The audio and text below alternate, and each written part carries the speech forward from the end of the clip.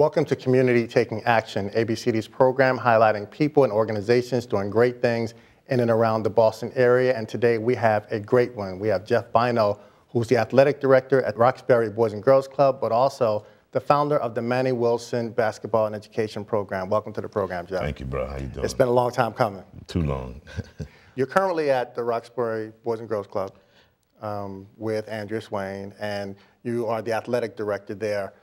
What are some of the programs that you're responsible for, just the scope of responsibility? Well, I'm really just trying to implement everything there is. I went to school with Metco in Newton, so I learned everything. My first love is ice hockey. I grew up playing ice hockey. That's right, yes, yes. I grew up playing ice hockey, so we do softball, baseball, lacrosse, hockey, soccer, basketball, flag football. You name it, I try to introduce golf. We try to introduce everything to them kids. Do you play golf? No, my father loves a golf night, but I do take the kids to golf and I chill up there with them. And before you were at the Boys and Girls Club, you did something similar at Lena Park? Yes, I did. I was a recreation educational director at there at Lena Park. I did that for 9 years in Orchard Park.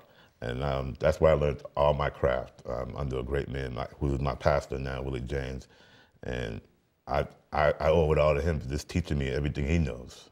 And so you mentioned Orchard Park, so I certainly should say, that of the Bino family, you are certainly born and raised in Orchard Park.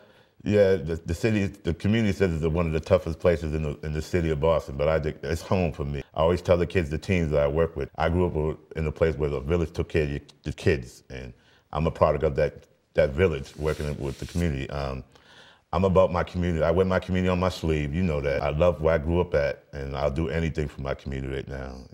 And so, Manny Wilson, I want to take it from the beginning to the creation of the program in his name, and then we'll talk about some of the work that you do. Well, Manny Wilson was a BHA cop, was our youth officer at Orchard Park. He used to do all my workshops with my gangs and my kids.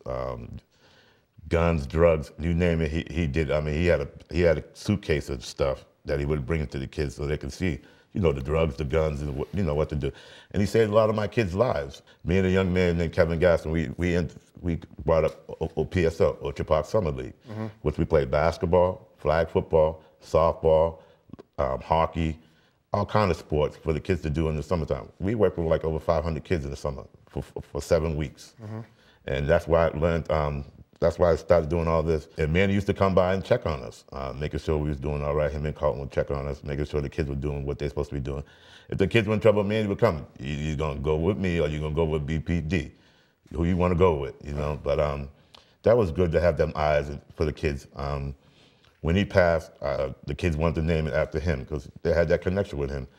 When I went to his mother, my co-worker, Lenny Jackson, was a great friend of his mother's. And I asked her, I wanted to name the league after him. It started off small. All things do. Yeah, but in Orchard Park, it was very small. Right. We had a 1300, 1600. We had a men's and open league and a women's open league. It was very small. Since I've been at since I've been at the Boys and Girls Club. You've been at a few places. Yeah, not too much. But since I've been at the Hockey Club of Roxbury, it's gotten much bigger. We do Pee-wee, which is ages 6 to 9-year-olds. We do juniors, ages 10 to 13 years. Then we have a study program because Miss Swain's very big on education.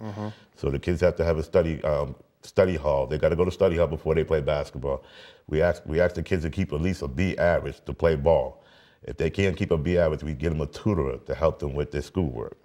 60% of our kids get all A's after the program. They are running all A's, so it's great. It's a lot of work. We have a lot of great volunteers. I have a board.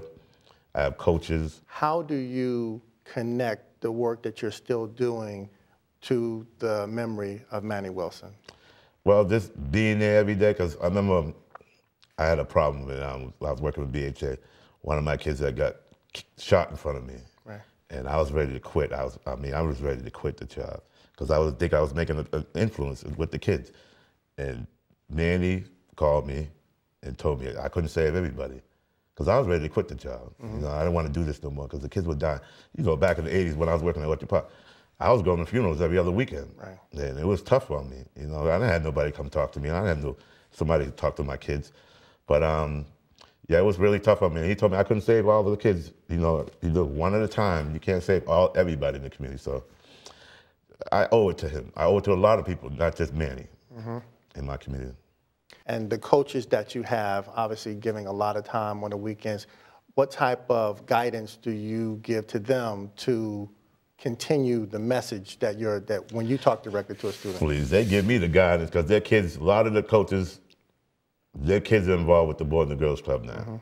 And Their personal children? Yes, their personal children involved with the Boys and Girls Club. Jermaine is like a gift from heaven because Jermaine does all the paperwork and deals with all the parents. I don't deal with parents. Jermaine does all the. Then I have Manny's cousin Craig, who's been with me for the last 7 years, is coaching with me, and he does. Besides Manny Wilson, he does all the traveling team coaches because I can't be everywhere. So you have traveling teams as well? Yeah, I do traveling teams. That's the Boys and Girls Club, Voodoo, because I'm not into that. But Craig does that for me, and you know. But you have to have it. I have to have it, but he does that for me, you know. And there's coaches out there that want to use the gym, so I use them. What are the values other than family? What's important? And I say this because there are athletic programs where winning is everything, and then there are other values that you can add to go along with that. I think education is our biggest value at the Boys and Girls, at our Yawkey Club. I tell the kids, you can be good in athletics to get in the door, but you need the education to get out the door. So we pride on that education piece at the Yawkey Club. How young do students start in Manny Wilson? 6 years old. Start them at 6? 6 years old.